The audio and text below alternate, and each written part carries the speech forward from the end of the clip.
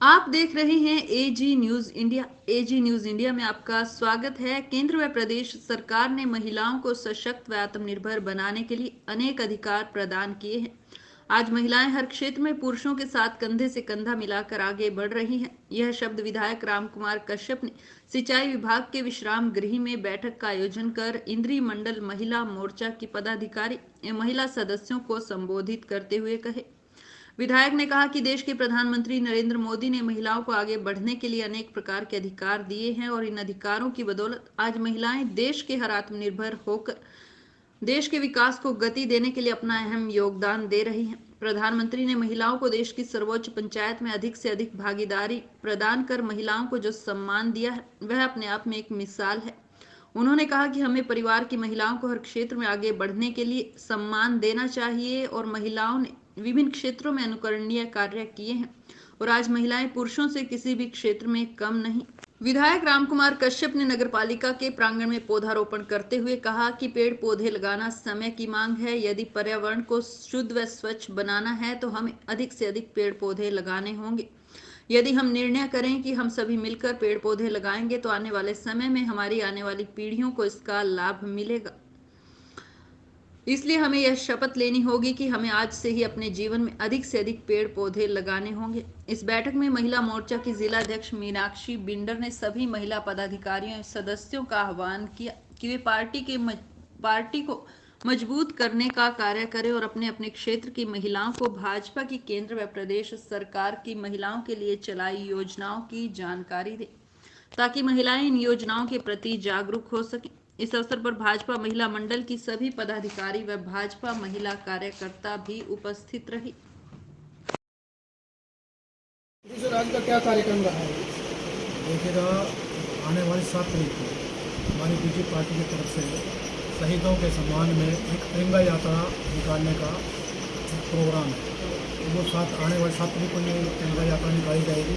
ये हरियाणा के हर एक हल्के में निकाली जाएगी। उसी कड़ी में, उसकी तैयारी के लिए इसी कड़ी में आज हमारी पार्टी के 6 मोर्चे हैं। तो महिला मोर्चा की आज ये हमारी पहली बैठक है। हमारी जो मीनाक्षी बिंडर जी हैं, जो हमारी जिला की संयोजक है महिला मोर्चा की, तो हमारे बीच में है। ये इनकी पहली बैठक है। तो आज इनकी बैठक को कराने के लिए, समझाने के लिए हम यहाँ पर पहुँचे हैं। तो आज आप देख रहे हैं काफ़ी महिलाएँ हमारे बीच में हैं। तो 7 तारीख को जो है तिरंगा झंडा जो यात्रा निकाली जाएगी, उसमें हमारा हल्के से 3000 के लगभग हमारे उसमें महिला पुरुष युवा उसमें इकट्ठे होंगे। और शहीदों के मान सम्मान के लिए हमारा झंडा हमेशा ऊंचा रहे, तो झंडे को ऊंचा रखने के लिए एक हमारी जो यात्रा इसी रेस्ट हाउस शुरू होकर के इंद्री शहर में जाएगी। वो आगे माझे चौक गेट पर जाकर के उसको वापसी की जाएगा। तो हमारा ये 3 किलोमीटर का रास्ता होगा। तो इसमें हम 30 मिनट पैदल चलेंगे। उसकी तैयारी के लिए बैठेंगे। और आज की बैठक बहुत अच्छी, मैं मानता हूँ कामयाब रही। सभी महिलाएं, हमारी जो महिला पदाधिकारी से कुछ होती हैं, सभी महिलाओं ने विश्वास दिलाया। वो काफ़ी संख्या में हमारे बीच में 7 तारीख को पहुँचेंगी और इस रैली को यात्रा को सफल बनाने का 3 मंडलों की होगी। नहीं, तीनों मंडलों की ये जो अगला प्रोग्राम है गंगा यात्रा का, वो हल्के का है। वो हल्के को लेकर हमारे हल्के में 3 मंडल हैं। तीनों मंडलों के हमारे पदाधिकारी, हमारे वर्कर, हमारे सीनियर जूनियर सभी नेता यहाँ पर आएंगे और उस यात्रा को एक बहुत बड़ा विशाल रूप दे करके उसको झंडा हमारा हमेशा ऊंचा रहे, उसके मान से यात्रा निकालेंगे। जी विधायक जी, फसलें हमको दोबारा रोपित करनी पड़ रही हैं और कहीं ना कहीं आर्थिक बड़ी मार लगी है किसानों को, उसको लेकर सरकार का क्या प्रयास है? देखिएगा, ये मामला जो है सरकार के संज्ञान में है। ये मामला सरकार के संज्ञान में है। तो इसकी जो है प्रशासन जो है इसकी जो है सर्वे कर रहा है कि इसका कितना नुकसान हुआ है।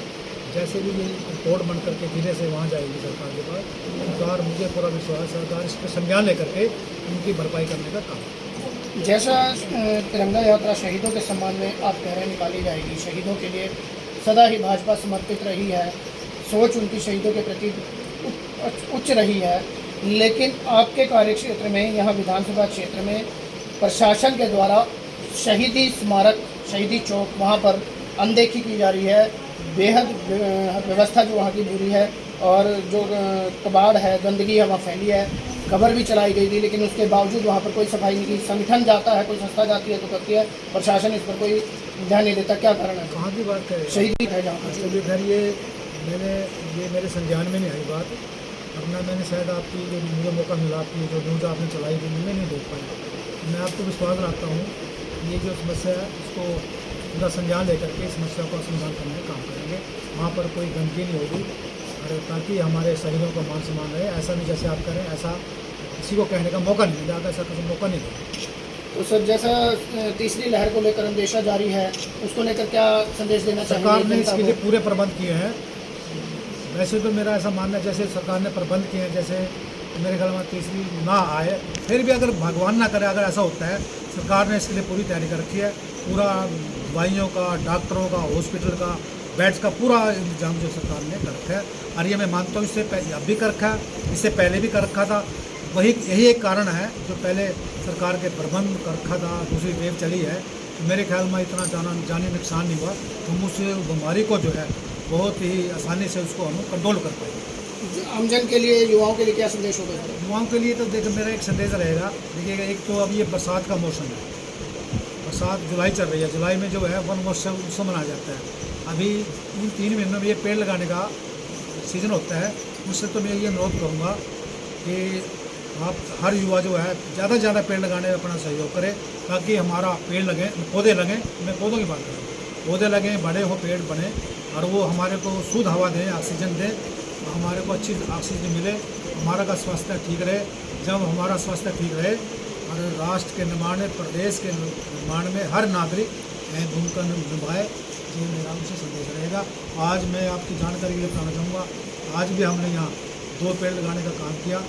एक पेड़ हमने महिलाओं की तरफ से लगवाने का काम किया, एक पेड़ हमने पहले लगा दिया था। तो इससे पहले हमने अभी प्रोग्राम था हमारा 25 तारीख को इंद्री में, ये जो हमारा पार्क है, जंगल है साथ में, इसमें वन महोत्सव मनाने का काम किया है। इसमें पेड़ पौधे लगाए। इसमें अभी 4000 के लगभग पौधे लगाने का एक लक्ष्य रखा गया। ये 3 महीने में लग जाएंगे। इसी प्रकार से हल्के की बात करूँ, 1,25,000 पौधे इसमें हमने हल्के में लगाने का काम करेंगे। और सरकार ने एक ऐप तैयार कर दिया माननीय मुख्यमंत्री की तरफ से पौधों के लिए। पौधों की नर्सरी में वो जिस प्रकार का पौधा हो चाहेगा किसान, नर्सरी में अवेलेबल होगा, तो नर्सरी वाले उसको घर फ्री उसको उपलब्ध कराएंगे, ताकि वो फ्री पौधा लेकर के किसान हो, मजदूर हो, महिला हो, कोई हो, अपने खेतों में लगाए, अपने घर के प्रांगण में लगाए, सड़क पे लगाए, पार्क में लगाए। जब इस प्रकार से पौधे लगेंगे तो मैं मानता हूँ बहुत जल्दी ही रहना हरा भरा नजर आएगा। जब हरा भरा नजर आएगा, फिर जो लोग हैं ना गर्मी में पहाड़ों में जाते हैं, शिमला चले जाते हैं, देहरादून चलाए, उनको शिमला देहरादून जाने की जरूरत नहीं पड़ेगी। उसको लेकर आप क्या संदेश देना चाहेंगे आज? मैं अपनी बहनों को और जो हमारे भाई हैं सबको यही कहना चाहूँगी कि कम से कम 130 हमारी मोदी जी ने योजनाएं तैयार कर रखी हैं जिसमें फ्री सेवा है। तो मैं बहनों को बोलूँगी कि पढ़ी लिखी हैं, समझदार हैं, तो अधिक से अधिक जो हमारे मीडिया है, जैसे आपने बोला कि मीडिया से प्रसार होता है, काफ़ी कुछ है, ट्विटर है, काफ़ी कुछ से आप के अंदर सफाई व्यवस्था चरमराई हुई है। शहीदी स्मारक है या कहीं कार्यालय है, विभाग है, सफाई बहुत निम्न स्तर पर है, उसको लेकर क्या कहेंगे? सबसे पहले तो मैं आपके चैनल का बहुत बहुत धन्यवाद देना चाहूँगी कि वो इतना जागरूक है कि सारे हमारी इंद्री का इतना ध्यान रखते हैं कि उसकी प्रॉब्लम्स को उजागर करते हैं। आपने पहले भी हमें बताया कि शहीदी चौक की सफाई नहीं होती है, लेकिन मेरे अपने लेवल पर शहीदी चौक की सफाई तब भी साथ के साथ बहुत अच्छे से कराई गई थी और उसके बाद भी रेगुलर रूटीन में ड्यूटीज़ लगी हुई हैं कि अच्छे से सफाई होती है। जी, मैं इसी के ऊपर आपको बताऊंगा। लेकिन फिर भी अभी अगर आपको ये लगता है कि सफाई नहीं हुई है तो विदिन 1 वीक दोबारा से सफाई करते हैं और आप एक बार चेक कीजिए। लेकिन फिर भी मैं आपके चैनल की तरफ से सारी पब्लिक से ये अपील करना चाहूँगी, प्रशासन क्या चीज़ है। प्रशासन जो हम पढ़ा करते थे वो यही होता था कि democracy is for the people, of the people.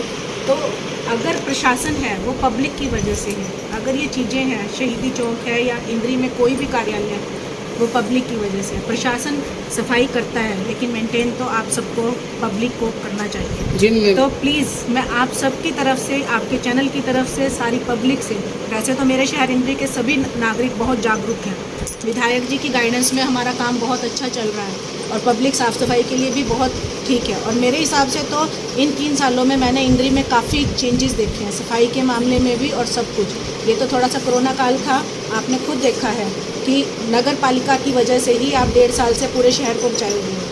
मतलब मैं अपने स्वीपर्स को हैट्स ऑफ करूँगी कि उन्होंने इतनी खतरनाक बीमारी में हमारे सारे शहर को बचा के रखा। पब्लिक जागरूक रही, एसडीएम साहब की तरफ से, डीसी साहब की तरफ से, विधायक साहब की तरफ से हमें पूरा सपोर्ट मिला। तो प्लीज़ सिर्फ मैं आपसे यही रिक्वेस्ट करूँगी, थोड़ा आप एनकरेज कीजिए पब्लिक को। नगर पालिका की तरफ से आपको कोई शिकायत नहीं मिलेगी, सारे वर्कर्स बहुत लॉयल हैं, बहुत अच्छे से सफाई करते हैं। चलो ठीक है, अगर गलती हमारी तरफ से रही है और थोड़ा ध्यान रखेंगे। आप सबका बहुत बहुत धन्यवाद कि आपने हमें बताया। अब आप बताइए कि क्या दिक्कत है। इंद्री की प्रोग्रेस को लेकर किस तरह की आपकी आगे योजनाएं हैं, किस तरह आप इसे और ऊपर जैसा अभी आपको माननीय विधायक साहब ने हमारे बताया कि ये अभी 4 लाइन का काम चल रहा है।